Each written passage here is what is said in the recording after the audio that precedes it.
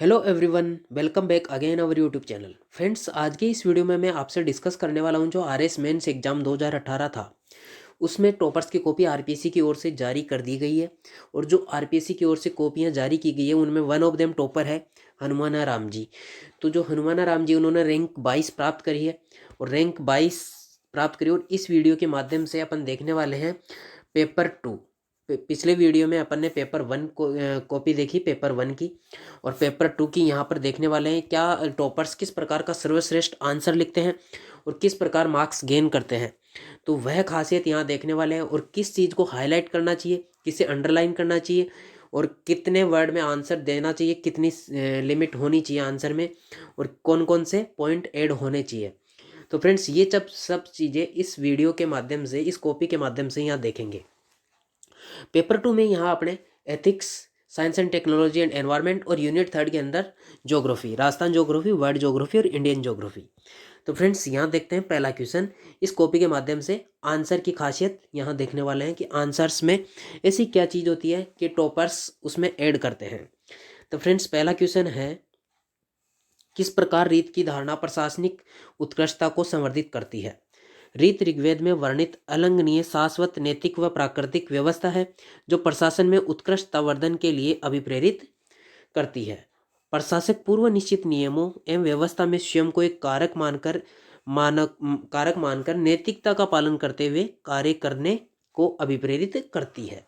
तो ये रीत की अवधारणा, जो रीत की धारणा है, वह प्रशासनिक उत्कृष्टता को संवर्धित करती है। इसमें 1 से 1/4 मार्क्स इन्हें दिया गया है। क्वेश्चन नंबर 2 है, प्रशासन का लोक कल्याण है, प्रशासन का उद्देश्य लोक कल्याण है। गीता का कौन सा सिद्धांत इस आशय की पुष्टि करता है। प्रशासन का उद्देश्य लोक कल्याण है, इसमें गीता का कौन सा ऐसा सिद्धांत है जो इसकी पुष्टि करता है। तो फ्रेंड्स, यहाँ इन्हें 2 मार्क्स दिया गया है। बिल्कुल टू द पॉइंट आंसर लिखा है इन्होंने। इस आंसर से आपको क्या पता लगता है कि to the point answer, Geeta का लोक संग्रह सिद्धांत इसकी पुष्टि करता है। जो लोक संग्रह सिद्धांत है वह इसकी पुष्टि करता है। बिल्कुल टू द पॉइंट, 2 मार्क्स यहाँ इन्हें दिया गया है। तो फ्रेंड्स, क्वेश्चन नंबर 3 है, अहिंसा गांधी की नैतिकता का केंद्रीय मूल्य क्यों है। अहिंसा सत्याग्रह एवं सत्य आचरण का आधार है। इसके माध्यम से ही व्यक्ति के मूल्यों एवं व्यवहारों का निर्धारण एवं मूल्यांकन किया जाता है। तो पहले तो अहिंसा की परिभाषा हो गई, फिर सकारात्मक और नकारात्मक। तो फ्रेंड्स, मन वचन क्रम से हिंसा नहीं, और प्रेम, सद्भाव, बंधुता का व्यवहार। इस प्रकार ये यहाँ पर इसमें अहिंसा गांधी की नैतिकता का केंद्रीय मूल्य है, इन्हीं के आधार पर। एंड फ्रेंड्स, इसमें जो इन्हें मार्क्स दिया गया है वह 1 मार्क्स दिया गया है। और क्वेश्चन नंबर 4 है, प्लेटो न्याय को कैसे परिभाषित करते हैं। यह हस्तक्षेप का सिद्धांत है। प्लेटो के अनुसार शासक विवेक द्वारा शासन करने, योद्धा साहस द्वारा रक्षा कार्य, एवं कर्षक व व्यापारी वर्ग संयम के साथ उत्पादन करते हुए अन्य के कार्यों में हस्तक्षेप न करे तो राज्य में न्याय की स्थापना की जा सकती है। और सद्गुण संबंधी अवधारणा है इसमें प्लेटो के न्याय के सिद्धांत में। तो इन्हें 1 से 1/4 मार्क्स यहाँ दिया गया है। क्वेश्चन नंबर 5 है, संवेगात्मक बुद्धिमत्ता से आप क्या समझते हैं। What do you mean understand by emotional intelligence. स्वयं के एवं अन्यों के संवेगों को समझने एवं स्वयं को अभिप्रेरित करते हुए नियमित करने एवं उन संवेगों का व्यवहार कौशल के रूप में उपयोग की मानसिक क्षमता को ही सावेगिक बुद्धिमत्ता कहते हैं। तो इन्हें इसमें 1 से 1/2 मार्क्स दिया गया है क्वेश्चन नंबर 5 में, इमोशनल इंटेलिजेंस में। फ्रेंड्स, अब थे जो 50 वर्ड में 5 मार्क्स प्रत्येक क्वेश्चन। अतिवाद घातक है, हम इससे कैसे बच सकते हैं। अरस्तु व बुद्ध के अनुसार नैतिकता का पालन में अतियों से बचना चाहिए। अरस्तु व बुद्ध के अनुसार नैतिकता के पालन में अतियों से बचना चाहिए। एवं 2 अतिवाद विचार धाराओं में मध्यम वर्ग गोल्डन रूल का पालन करना चाहिए, उसे अपनाना चाहिए। बचने के कौन कौन से तरीके हैं। नैतिकता पालन में सहिष्णु एवं संवेदनशील बनना, सैद्धांतिक एवं व्यवहारिक के बीच का मार्ग अपनाना। जैसे साहस क्रोध एवं डर के बीच का मार्ग है। साहस किसके बीच का मार्ग है, क्रोध एवं डर के बीच का। एवं व्यवहार कुशलता और समन्वयवादी प्रवृत्ति को अपनाना चाहिए। क्वेश्चन नंबर 7 है, मानवीय मूल्यों के संवर्धन में समाज की भूमिका को समझाइए।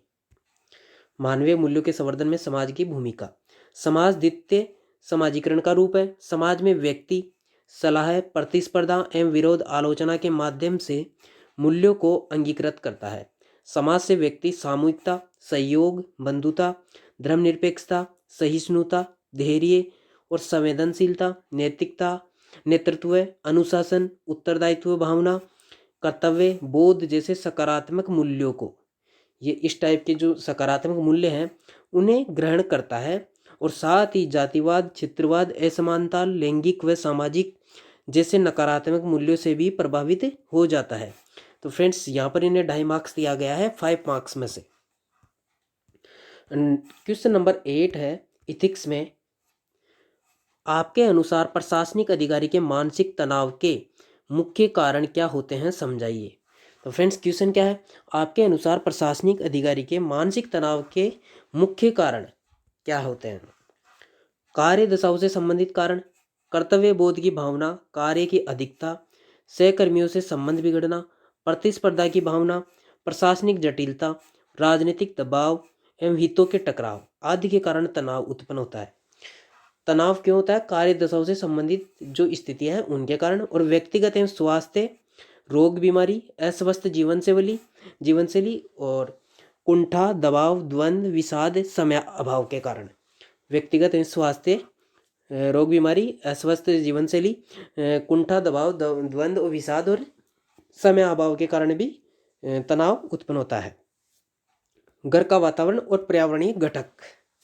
तो घर के वातावरण में आप देख सकते हैं परिवार के सदस्यों के साथ संबंध खराब होना, और पर्यावरणीय घटकों में दैनिक जीवन की समस्याएं, अभी घातक घटनाएं।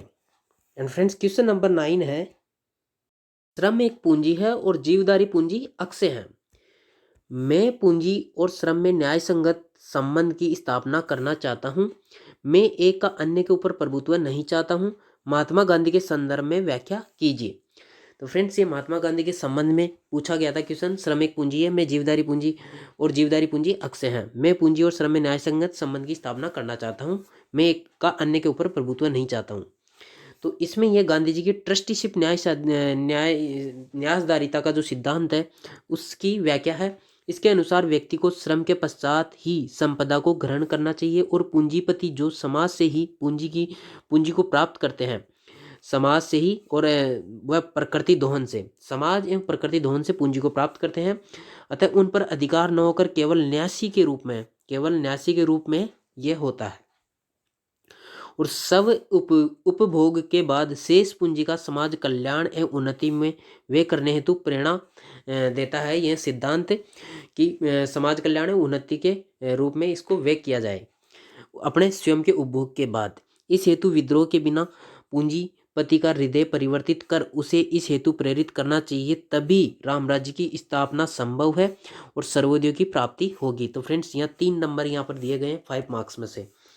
नेक्स्ट क्वेश्चन है क्वेश्चन नंबर 10, राजनीतिक तटस्थता सुशासन निश्चित करती है, व्याख्या कीजिए। Political naturality brings better administration, discuss. सुशासन प्रशासनिक व्यवस्था में पारदर्शिता, सहभागिता एवं उत्तरदायित्व सुनिश्चित करने की एक प्रणाली है। यदि प्रशासक राजनीतिक रूप से किसी विचारधारा, दल, संगठन से तटस्थ मनोवर्ती रखकर कार्य क्षेत्र में काम करेगा तो वह जनता के प्रति अपना कर्तव्य समझकर नियमों एवं नियमों का पालन, जन कल्याणकारी योजनाओं के समयबद्ध क्रियान्वयन को सुनिश्चित कर सकता है, और इस प्रकार राजनीतिक तटस्थता सुशासन सुनिश्चित करती है। तो फ्रेंड्स सही आंसर लिखा इन्होंने, थोड़ा मिलता जुलता, बिल्कुल राइट आंसर है, और यहाँ पर इनको 2.5 मार्क्स दिए गए हैं। क्वेश्चन नंबर 11, भगवत गीता किस तरह अर्जुन के समक्ष द्वंद्व का निराकरण करती है। प्रशासनिक अधिकारी के रूप में आप प्रशासनिक दुविधा के निराकरण में किस तरह गीता के सिद्धांतों का प्रयोग कर सकते हैं। गीता में श्री कृष्ण अर्जुन को निष्काम कर्म योग के माध्यम से महाभारत युद्ध में कर्तव्य पालन, युद्ध करना तथा भाइयों कौरवों को व संबंधियों के वध के बीच द्वंद्व जो समाप्त करते हैं, उनके अनुसार सभी के क्रम पूर्व निश्चित है, और अर्जुन केवल करता है, वह वध नहीं करेगा तो भी उसकी मृत्यु निश्चित है। इसलिए स्वधर्म का पालन करते हुए युद्ध करने का आदेश देते हैं। प्रशासनिक दुविधा निवारण में गीता का योगदान। प्रशासनिक दुविधा निवारण में गीता का क्या योगदान है? निष्काम क्रम के माध्यम से अपने कर्तव्य का निष्काम भाव से फल रहित होकर कर्म करने में निजी एवं सार्वजनिक संबंधों के बीच उत्पन्न द्वंद्व समाप्त हो जाता है। और गीता का प्रवृत्ति व निर्वृत्ति मार्ग समन्वयशीलता की प्रेरणा देता है, अतः विरोधी तत्वों को सहिष्णुता के साथ समन्वय कर द्वंद्व समाप्त किया जा सकता है। तीसरा पॉइंट लिखा है इन्होंने, गीता का योग सिद्धांत, ज्ञान विवेकशीलता का प्रयोग, क्रम, कर्तव्य पालन पर बल एवं भक्ति संवैधानिक मूल्यों का पालन करने से द्वंद्व की समाप्ति होती है। गीता का स्वधर्म। नेक्स्ट पॉइंट है, कार्य संस्कृति में कार्मिकों के साथ पारस्परिक संबंधों में सुधार को प्रेरित करके द्वंद्व की समाप्ति की जा सकती है। और नेक्स्ट लिखा है इन्हें, अहिंसा व सत्य।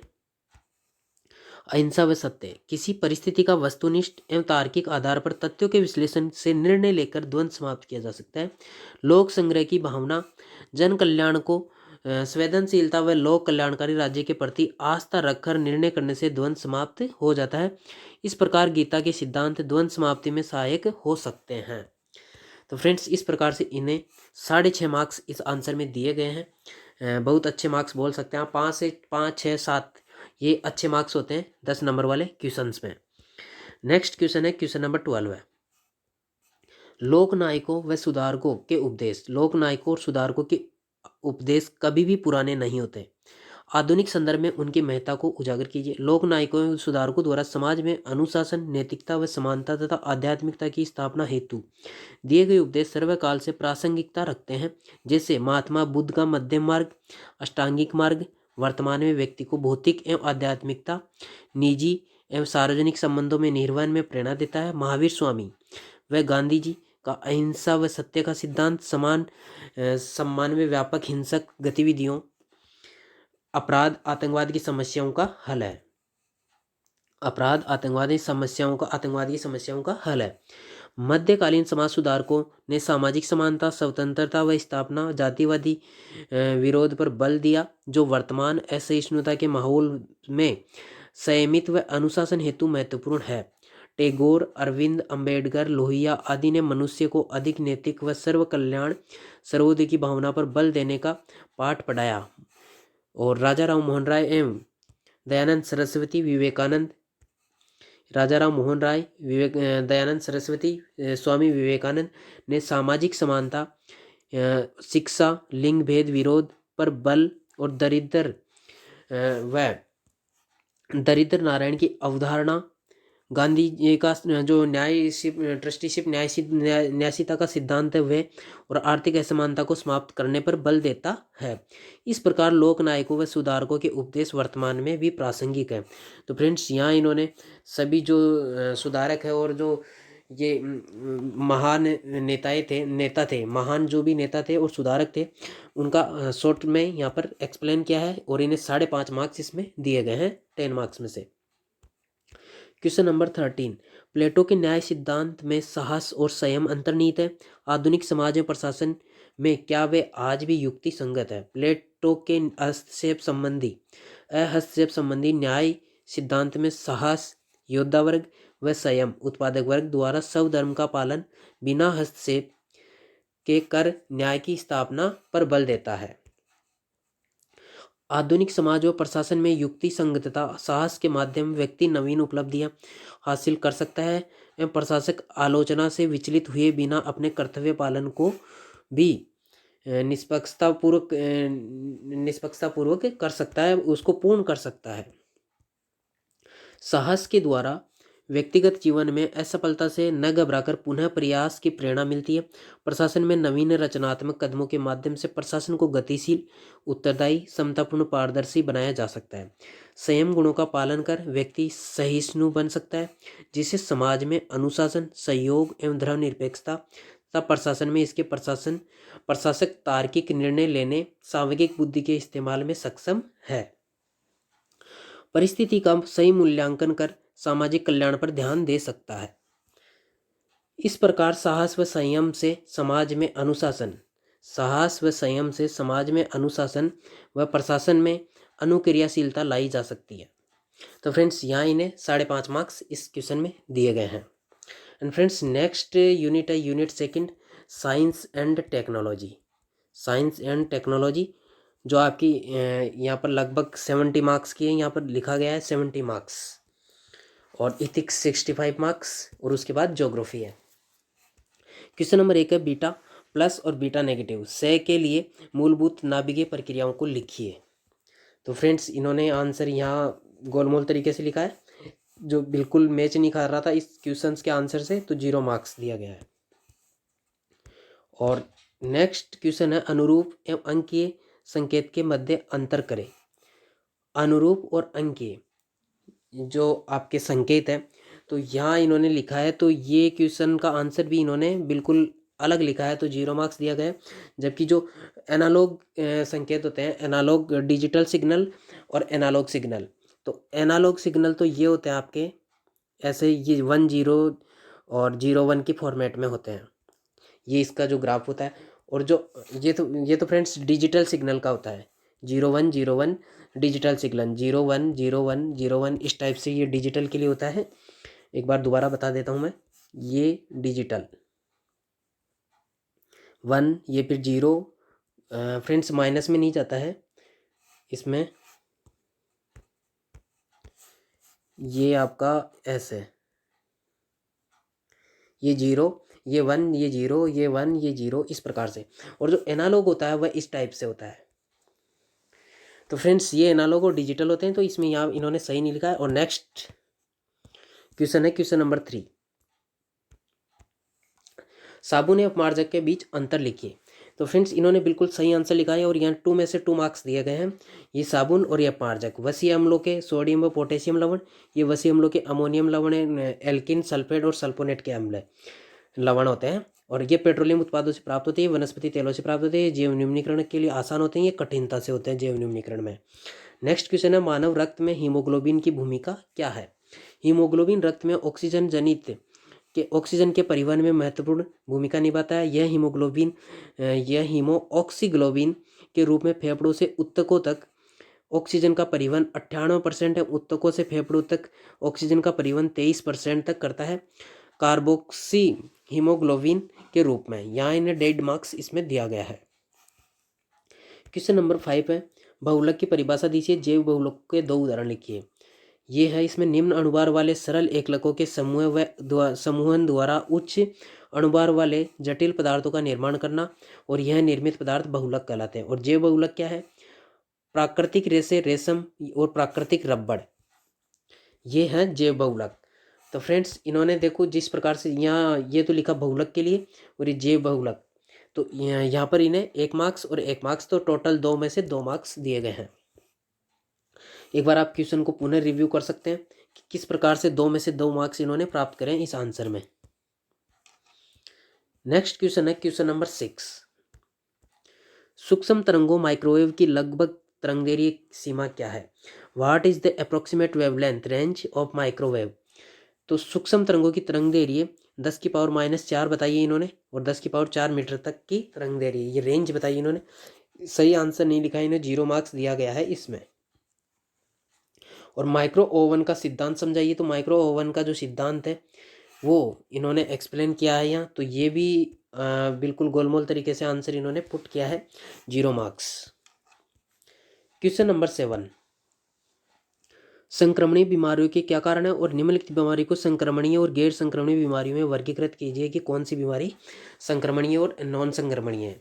तो जो संक्रमित बीमारियों के कारण होते हैं वे जीवाणु या अन्य सूक्ष्म जीव, विभिन्न वाहक जीव, खाद्य पदार्थों को ढककर न रखना, और स्वास्थ्य व स्वच्छता का ध्यान रखना, खुले में शौच, असुरक्षित यौन संबंध, चिकित्सकीय सलाह को न मानना, खुले जल स्रोतों से पानी जमना जिसमें मच्छर और मिट्टी धूल आदि में कार्य करना। तो ये जो संक्रमित बीमारियों के कारण है, तो यहाँ 2 मार्क्स इन्हें दिया गया है, बिल्कुल राइट।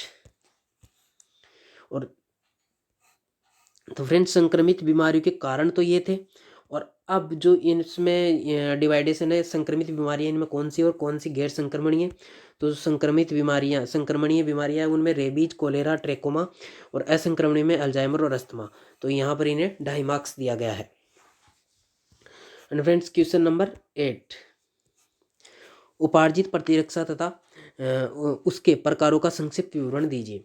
उपार्जित प्रतिरक्षा यह शरीर में प्राकृतिक रूप से उत्पन्न या बाह्य माध्यमों द्वारा जीव कारकों को प्रवेश करता है। टीकाकरण के माध्यम से स्मृति निर्माण द्वारा जीव अनुक्रिया का निर्माण, स्मृति निर्माण के द्वारा तीव्र अनुक्रिया का निर्माण होता है। इसमें 1 मार्क्स इन्हें दिया गया है। और प्रकार कितने हैं इसके, जो उपार्जित प्रतिरक्षा है उसके प्रकार सक्रिय और निष्क्रिय दो प्रकार होते हैं। टीकाकरण द्वारा निष्क्रिय रोग कारक को शरीर में प्रवेश कराने और प्रथम बार संक्रमण के बाद उस प्रतिजन विशेष के विरुद्ध स्मृति निर्माण एवं भविष्य में संक्रमण की तीव्र जो प्रतिक्रिया होती है उसको बढ़ाने में ये कार्य करता है। और कौन कौन से वो होते हैं, टिटनेस, पोलियो के टीके इस प्रकार के होते हैं। और निष्क्रिय कौन से होते हैं, रोगाणु संक्रमण पश्चात, जो रोगाणु होते हैं वो संक्रमण के पश्चात कृत्रिम प्रयोगशाला में निर्मित एंटीबॉडी का सुई द्वारा शरीर में प्रवेश करवाकर विसंक्रमित किया जाता है। तो फ्रेंड्स यहाँ इन्हें 2 मार्क्स इसमें दिए गए हैं।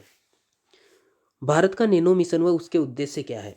नैनो मिशन 2007 में आईसीटी विभाग के नियंत्रणाधीन CNR राव की अध्यक्षता में 1000 करोड़ रुपए के निवेश से नैनो तकनीक क्षेत्र में विकास हेतु प्रारंभ किया गया। 12वीं पंचवर्षीय योजना में इसे 64 मिशन मोड परियोजनाएं इसमें चालू की गई। और उद्देश्य क्या है नैनो मिशन के,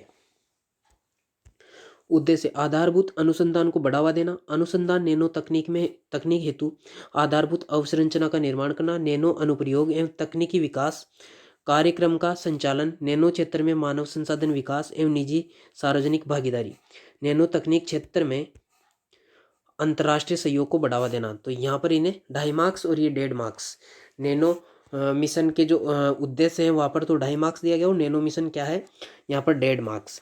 तो टोटल यहाँ पर 4 मार्क्स इन्हें दिए गए हैं।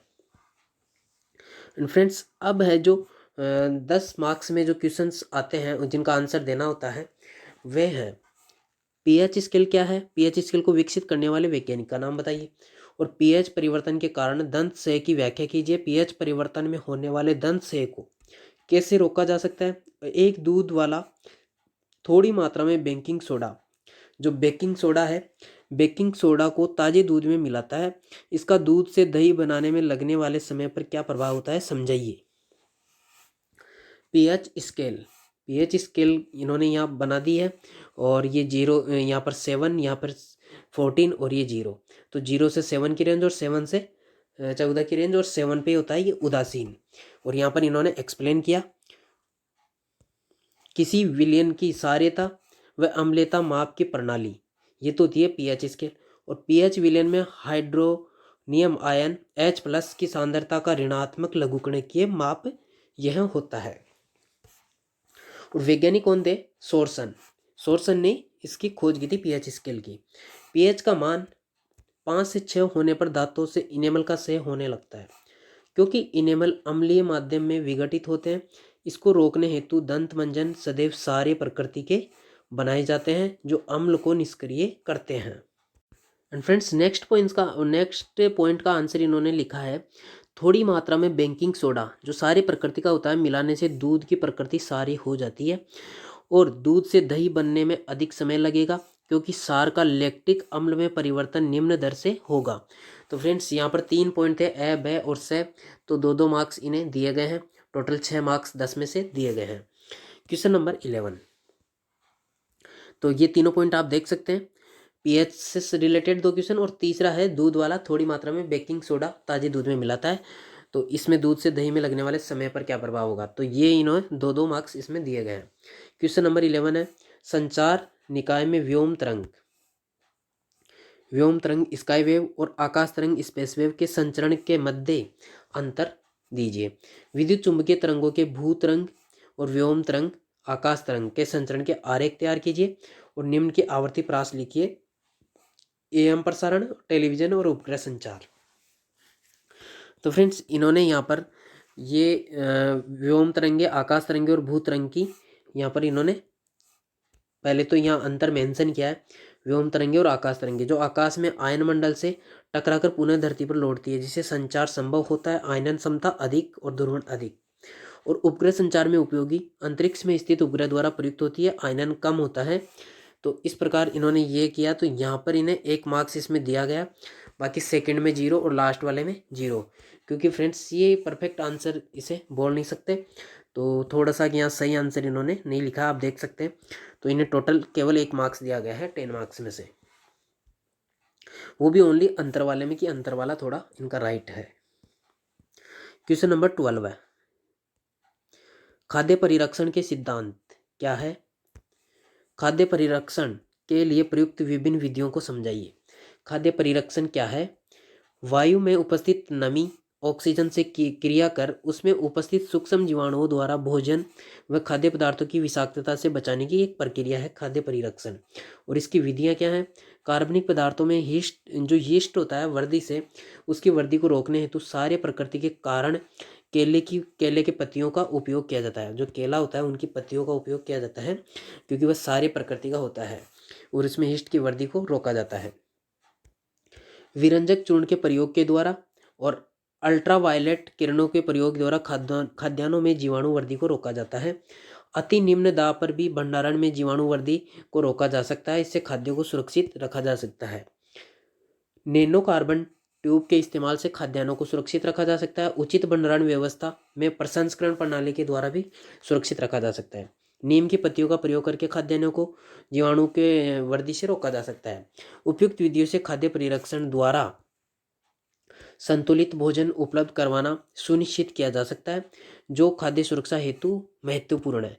तो फ्रेंड्स यहाँ इन्हें 5 मार्क्स इसमें दिए गए हैं 10 में से। एंड फ्रेंड्स नेक्स्ट क्वेश्चन है क्वेश्चन नंबर 13, राजस्थान में सार्वजनिक स्वास्थ्य पहल। राजस्थान में सार्वजनिक स्वास्थ्य पहल के अंतर्गत योजनाओं एवं कार्यों को सूचीबद्ध कर टिप्पणी लिखिए। तो फ्रेंड्स इसमें देखिए आप, इन्हें 7 मार्क्स दिए गए हैं। बिल्कुल बहुत इन्होंने सही आंसर लिखा है। इस आंसर को आप गौर से देखें कि इस 10 में से इसमें 7 मार्क्स दिए गए हैं। राजस्थान में स्वास्थ्य विभाग व स्वास्थ्य निदेशालय के अधीन स्वास्थ्य की सुरक्षा हेतु सुदृढ़ ढांचा विकसित है। प्राथमिक सामुदायिक स्वास्थ्य केंद्र व जिला अस्पतालों के माध्यम से द्वितीयक एवं तृतीयक स्वास्थ्य सुविधाएं उपलब्ध करवाई जाती हैं। जो निम्न योजनाएं इसके अंतर्गत लागू की गई है स्वास्थ्य पहल के तहत। अब इसमें जो योजनाएं हैं वे हैं निःशुल्क दवा योजना, निःशुल्क जांच योजना, बामासा स्वास्थ्य बीमा योजना। तो निःशुल्क दवा योजना में विभिन्न प्रकार की दवाएं, चिन्हित टीके और शल्य सुविधाएं और नागरिकों को निःशुल्क ये प्रदान की जाती है। जांच योजना में निःशुल्क जांच योजना है वह 2013 में की गई है, ये 2 अक्टूबर 2011 में। चिन्हित निजी व सभी सरकारी अस्पतालों में महिला एवं बाल विकास हेतु जांच प्रयोगशालाओं का क्षमतावर्धन। एंड भामाशाह स्वास्थ्य बीमा योजना 2015 में चालू की गई है। अंत व बहिरंग रोगियों को चिन्हित एवं निजी व सरकारी अस्पतालों में सामान्य बीमारी दर पर 30,000 एवं गंभीर पर 3 लाख का स्वास्थ्य बीमा 7 दिन पूर्व एवं 15 दिन पश्चात तक सुविधा इसमें दी जाती है और भामाशाह कार्ड के आधार पर यह सुविधा दी जाती है। सैनिटरी नैपकिन वितरण योजना कक्षा 6 से 12 की बालिकाओं एवं BPL 10 से 19 वर्ष की बालिकाओं को निःशुल्क वितरण इसमें किया जाता है। कलेवा योजना एवं जननी सुरक्षा योजना द्वारा मातृ मृत्यु व शिशु मृत्यु दर में कमी लाने के लिए यह योजना लागू की गई है। 108 व 104 एम्बुलेंस जननी वाहन योजना और भारत सरकार की पोषण मिशन, आयुष्मान भारत मिशन योजना और नवीन प्रयास किए गए हैं। जयपुर में सेंटर ऑफ एक्सीलेंस से बोनबेंग, कोटा एवं नाइपर में ये स्टार्ट किए गए हैं। तो फ्रेंड्स इस प्रकार से इस क्वेश्चन में टोटल 7 मार्क्स दिए गए हैं 10 मार्क्स में से। 7 मार्क्स दिए गए हैं 10 मार्क्स में से, बहुत अच्छे मार्क्स इस क्वेश्चन में दिए गए हैं। ये आप देख सकते हैं यहाँ पर 7 मार्क्स जारी किए गए हैं। एंड फ्रेंड्स नेक्स्ट जो यूनिट है, यूनिट 3 है, जो ज्योग्राफी से रिलेटेड है आपकी पेपर सेकंड में। इसमें पहला क्वेश्चन है, विश्व में 4 पर्वत निर्माणकारी घटनाओं तथा उनके मुख्य पर्वतों के नाम बताइए। तो इसमें प्रीकैम्बियन, कैलिडोनियन और हर्सिनियन एवं अल्पाइन। तो ये जो 4 निर्माणकारी पर्वत घटनाएं हैं और उनके मुख्य पर्वतों में हैं अरावली, फेनो स्कैंडिनेविया, अपलेसियन स्कैंडिनेविया आयरलैंड के पर्वत, और हर्सिनियन में है हार्ज, ब्लैक फॉरेस्ट पर्वत, और अल्पाइन में हिमालय, रॉकी, एंडीज, आल्पस और डिवाइडिंग रेंज। ये 2 मार्क्स इसमें दिए गए हैं, 2 में से 2 बिल्कुल एग्जैक्ट इन्होंने टू द पॉइंट आंसर लिखा है। छोटा नागपुर पठार का क्या महत्व है? छोटा नागपुर पठार का क्या महत्व है? 2 मार्क्स में पूछा गया। काली मिट्टियों के लिए, नदियों का उद्गम यहाँ से होता है, और खनिज क्षेत्र के लिए फेमस है, धात्विक खनिजों के लिए। भारत का कहर क्षेत्र इसे कहा जाता है। लोहा, अयस्क और मैग्नीज और बॉक्साइट के लिए यहाँ पर केवल आधा मार्क्स दिया गया इन्होंने। इसमें जो चीज़ चाहिए थी, ये कहाँ स्थित है और इसका क्या महत्व है, थोड़ा विस्तार से एक्सप्लेनेशन इसमें करना था, तो इन्हें आधा मार्क्स इसमें दिया गया है। राजस्थान में सौर ऊर्जा हेतु कौन सी उपयुक्त दशाएं पाई जाती है? सौर ऊर्जा हेतु उपयुक्त दशाएं 325 दिन सूर्य ताप की प्राप्ति होती है, और स्वच्छ आकाश में बादल रहित मौसम एवं शुष्क मरुस्थलीय क्षेत्र, यहाँ भी आधा मार्क्स इन्हें दिया गया है। इन्होंने शायद हो सकता है टाइम की कमी रहते अच्छे से आंसर नहीं लिख पाए, या फिर थोड़ा परफेक्ट आंसर यहाँ इन्होंने नहीं लिखा है। सोनाड़ी एवं मालवी पशुधन नस्लें राजस्थान में कौन से जिलों में पाई जाती है? सोनाड़ी और मालवी बाड़मेर, जैसलमेर, जोधपुर जिलों में पाई जाती है, और यह भेड़ की नस्ल है।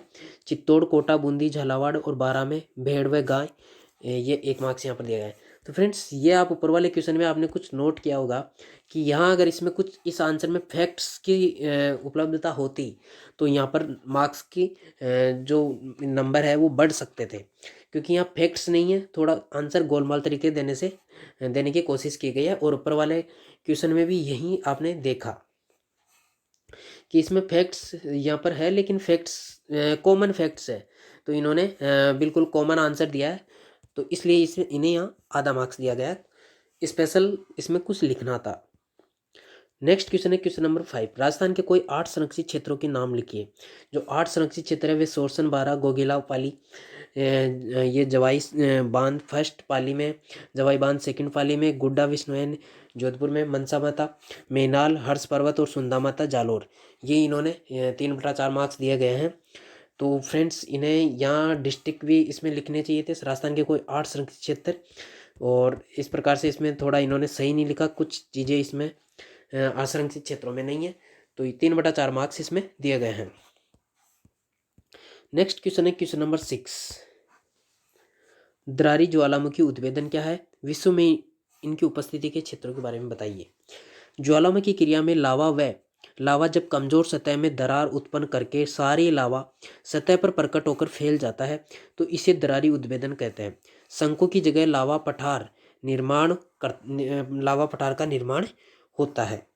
और विश्व के क्षेत्र, इसमें विश्व के क्षेत्र है भारत का दक्कन का लावा का पठार, और दक्षिण अमेरिका में ब्राजीलाइट शिल्ड, उत्तरी अमेरिका में कैनेडियन शिल्ड, तथा यूरोप में बाल्कन क्षेत्र दरारी उद्भेदन के प्रमुख क्षेत्र है। यहाँ पर बिल्कुल राइट आंसर लिखा है इन्होंने, तो 2 मार्क्स इसमें दिया गया है। इस आंसर को आप पुनः देख सकते हैं। दरारी ज्वालामुखी उद्भेदन और विश्व में इसकी उपस्थिति। भारत में 1901 से 2011 के बीच जनसंख्या वृद्धि के विशिष्ट प्रावस्थाओं का वर्णन कीजिए। 1901 से 21 तक, 1921 से 51 तक, 1951 से 81 तक, 81 से 2011 तक। तो फ्रेंड्स, ये ऋणात्मक वृद्धि, ये सामान्य काल यहाँ आप चेक कर सकते हैं।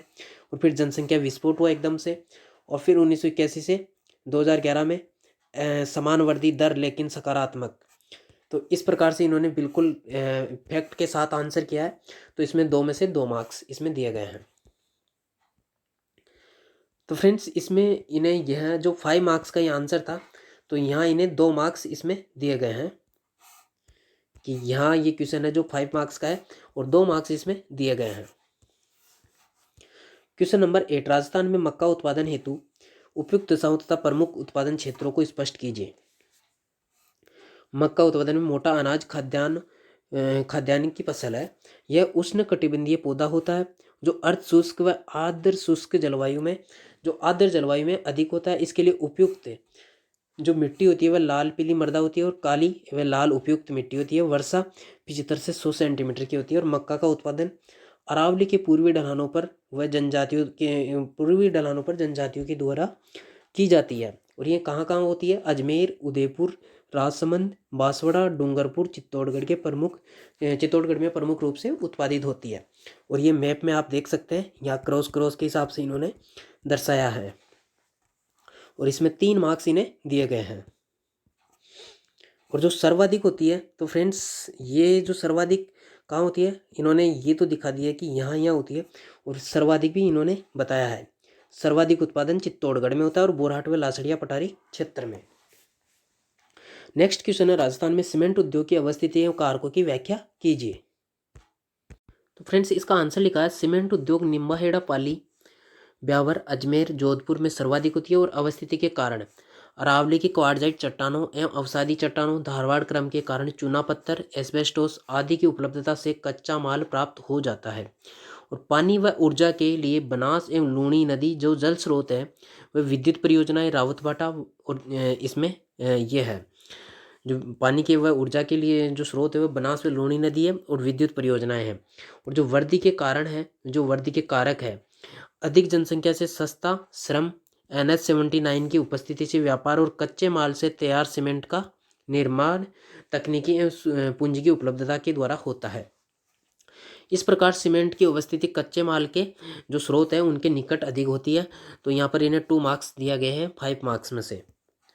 नेक्स्ट क्वेश्चन है क्वेश्चन नंबर 10, शेखावटी प्रदेश की मुख्य भौतिक विशेषताओं का वर्णन कीजिए। शेखावटी क्षेत्र भू आकृतिक रूप से यह पश्चिम मरुस्थल के मध्यवर्ती अर्धशुष्क मैदान का भाग है। अरावली के पश्चिम में अवस्थित यह, इस पर घग्गर का मैदान, दक्षिण में नागौरी भूमि, और इसमें जो जलवायु और ताप है वह ये अर्धशुष्क जलवायु BSSW कोपेन के द्वारा जो वर्गीकृत है, और वार्षिक तापांतर यहाँ अधिक पाया जाता है।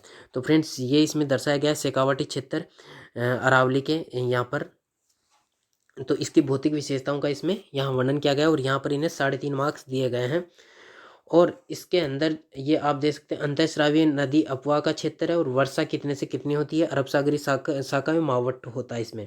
और वनस्पति स्टेपी वनस्पति, रोहिड़ा और खिजड़ी आदि, और बरखान बालू का स्तूप पाए जाते हैं सिक्कर और झुंझुनों में अरावली। तो खनिज यहाँ पर तांबा, लोहा, एस्क और अधात्विक खनिज पाए जाते हैं। तो फ्रेंड्स सही आंसर लिखा है, इन्होंने बिल्कुल एग्जैक्ट आंसर लिखा है, टू द पॉइंट आंसर लिखा है और सारे फैक्ट लिखे हैं लगभग इस क्वेश्चन के। तो इन्हें 3.5 मार्क्स इसमें दिए गए हैं 5 मार्क्स में से। क्वेश्चन नंबर 11 है, पृथ्वी सतह पर पेलियोजोइक कल्प के प्रमुख महत्वपूर्ण विकास का विवेचन कीजिए। यह 10 मार्क्स में पूछा गया है। पृथ्वी के भूगर्भिक इतिहास में 60 करोड़ वर्ष पूर्व से लेकर 22.5 करोड़ वर्ष पूर्व तक का काल पेलियोजोइक काल के रूप में वर्गीकृत है UPS के द्वारा। इसका विभिन्न युगों में अवर्गीकरण उपवर्गीकरण किया जाता है, जैसे कैम्ब्रियन, आर्डोविशियन, सिल्यूरियन और डिवोनियन, कार्बोनिफेरस, पर्मियन काल। इन विभिन्न कालों में पृथ्वी पर जीवों की उत्पत्ति में विस्तार, वनस्पतियों की विविधता का विस्तार, नमचर एवं जलचर, स्थलचर, विभिन्न भूगर्भिक हलचलों से पर्वत निर्माणकारी घटनाएं घटित हुई, जैसे ये है इसमें सिल्यूरियन और डिवोनियन काल में कैलिडोनियन पर्वतीकरण, कार्बोनिफेरस और पर्मियन में अर्सिनियन पर्वतीकरण। ये इस प्रकार से है। और पृथ्वी पर पर्वतों का निर्माण कैसे होता है, ये जो है वो होता है वो फेने, स्कैंडेनिवा, आयरलैंड के पर्वत, लारेसियन, हार्ज और ब्लैक फॉरेस्ट, ये इस प्रकार के पर्वत का निर्माण होता है इसमें इस काल में। जीवों में सर्वप्रथम जल में विकास, ये है ऋतविहीन, उनमें विविधता बढ़ी और मछली का विकास हुआ। पादपों में पुष्पहीन फण वनस्पतियाँ और समुद्री घास का विस्तार, सर्वाधिक ऊंचे पेड़। और भारत में इस काल में विंध्यन में सतपुड़ा पर्वतों की उत्पत्ति, पोटास भंडारों का विस्तार हुआ और पृथ्वी पर अवसादी कारण से स्थल भाग का विस्तार हुआ। और फ्रेंड्स इसमें इन्होंने ये काल भी इसमें दर्शाया है। यहाँ पर कैम्ब्रियन, ये आर्डोविशियन और सिल्यूरियन, और ये डिवेनियन और कार्बोनिफेरस, और ये इसमें पर्मियन। तो इसके इनके आगे इन्होंने ये काल दर्शाया है इस प्रकार से। तो फ्रेंड्स इस प्रकार इन्होंने ये आंसर लिखा और इस क्वेश्चन के आंसर में इन्हें 3 मार्क्स इसमें दिए गए हैं। 3 मार्क्स इसमें दिए गए हैं 10 में से। भारत में वर्षा के वितरण पर प्रवृत्ति प्रभाव का विवेचन कीजिए। भारत में जो वर्षा का वितरण है उसमें प्रवृत्ति प्रभाव का विवेचन। भारत में मानसून दक्षिणी पश्चिमी पवनों के रूप में आता है जो पर्वतों के वितरण से प्रभावित होते हैं। पर्वतों की ऊंचाई से हवाएं ऊपर उठकर संघनित होकर पर्वतीय वर्षा करती है। ये फ्रेंड्स ये मैप यहाँ दिखाया गया है और ये इसमें पवनों की दिशा और दक्षिण पश्चिम मानसून यहाँ, और ये अरावली, और ये पश्चिमी घाट, ये पूर्वी घाट।